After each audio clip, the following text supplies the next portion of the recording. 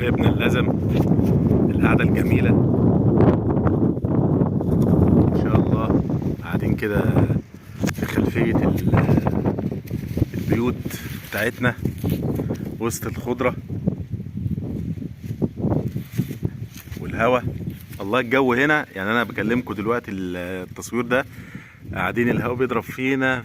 احنا الساعة دلوقتي مثلا 2 الظهر، فالجو هنا رغم ان احنا يعني في الصحراء وكده، لكن فعلا ده تنشوقي اهو وراه برسيم والعصافير وصوتها جميل.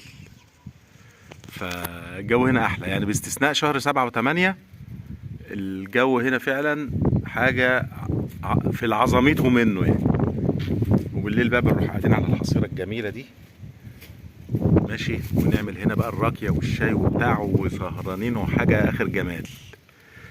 ادعوكم ان انتوا تيجوا تعيشوا في الطبيعة هنا الجميلة وتروقوا على نفسكم وعلى حالكم وبالكم.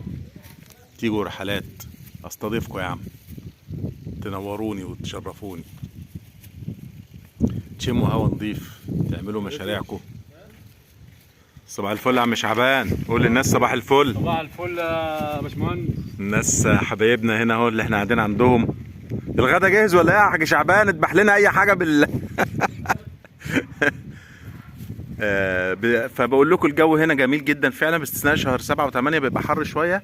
وده طبعا نتيجه ان مفيش حاجه يعني ايه، مفيش ظل، يعني مفيش اقصد يعني احنا عندنا بيوت وعندنا يعني احنا داخل البيت ولا حاجه، لو انت في المراوح والحاجات دي هيبقى الجو احسن من عندنا في القاهره كمان. انما هي المشكله اللي احنا ايه لسه ايه يعني معظم الناس يعني ما جابش لسه طاقه شمسيه، فما ركبش مراوح، ما عملش. فبيبقى شهر 7 و8 هنا بيبقى هم ايه صعبين شويه، لكن ما عدا بقيه السنه بتبقى حاجه جميله يعني وحاجه روعه الروعه يعني. صباحكم زي العسل.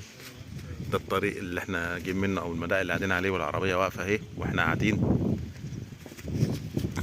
ربنا يبارك فيكم، وكل واحد كده يعمل المزرعه الخاصه بتاعته ان شاء الله. صباحكم زي العسل.